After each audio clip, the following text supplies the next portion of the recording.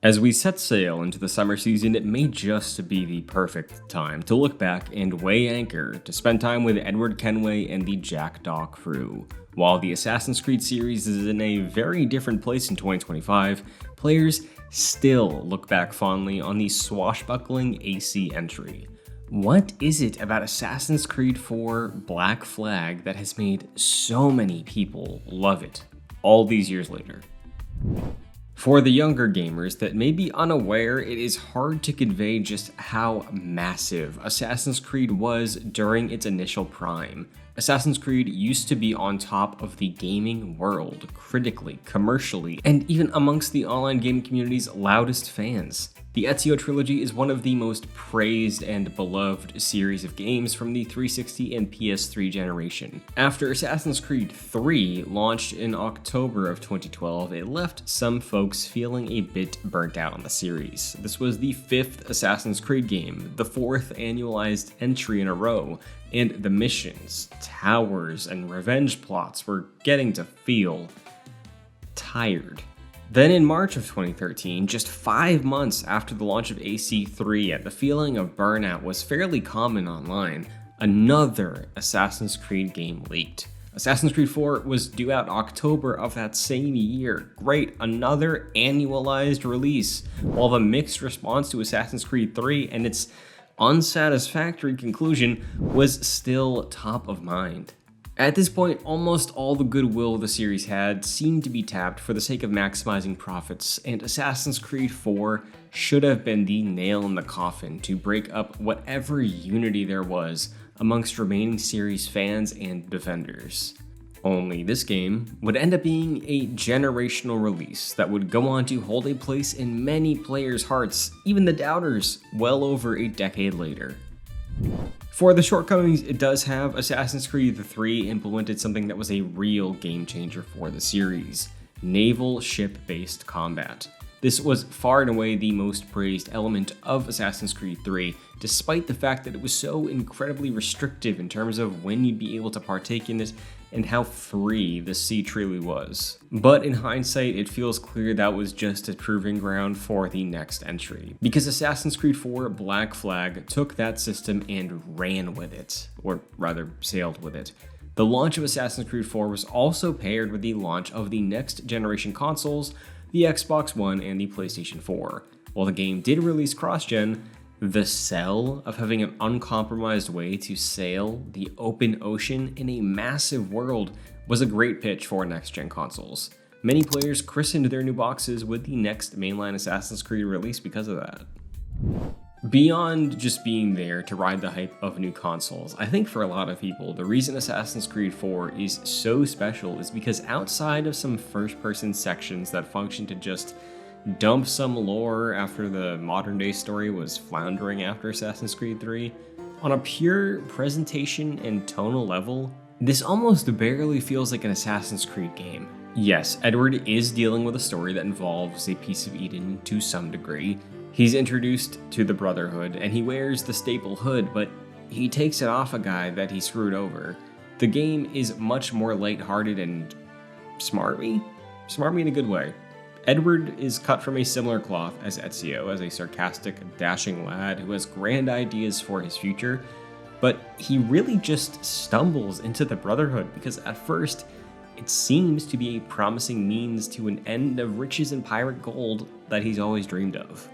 And that's just the setup, because even if you're not into the vague overtones of the Assassin's Creed lore and series, almost immediately, you're pretty easily able to ignore the main quest. You'll likely want to do some of the main quest to get better gear and learn more about the personalities of your crewmates, but you're pretty free to set sail and explore the beautifully realized Caribbean.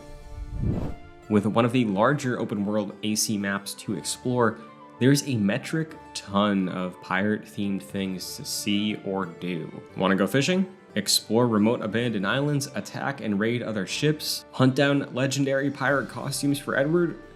Go for it. Similar to Jack Sparrow, your true guiding compass is really just where your heart wants to take you in this open world. Pretty much everything you earn or gain by exploring will be funneled back into your ship's capabilities and progression to better stand on business when you want to engage in some daring piracy. And boarding enemy ships never gets old. Ever. It's fitting a game about pirates feels very freeing. Being able to freely explore the deck of your ship, climb up the sails, check out distant horizons from the crow's nest, or take a leap of faith into the ocean off of them. It's a meditative experience at times, as is sailing. Walking up to take seamless control of your ship with multiple camera perspectives can give you the cinematic or immersive pirate experience you want to have as you chart out a course to your next naval battle, treasure hunt, or nature escapade. The plus side of being an Assassin's Creed game is the freedom of the series' mobility, and its explorable land locations is still a massive core component to this game. Go into pirate coves or settlements to parkour your way through, do some missions or headhunt to earn some coin, and then track down collectibles like sea shanties, which your crew will then learn to sing on your countless adventures. Solid ground, she's the gal for me, boys. Roll, boys, roll, boys, roll. I realize the weight of this statement, but what Red Dead Redemption was able to do back in the day for bringing the cowboy lifestyle into an engaging world players could explore on their own terms, Black Flag does that for pirates. Assassin's Creed 4 Black Flag is really the only modern game that genuinely provides a chance to live out the pirate fantasy on this scale with so many aspects of that pirate's life well realized. From sailing to the old school parry-based AC sword fighting, and just curiosity-based exploration.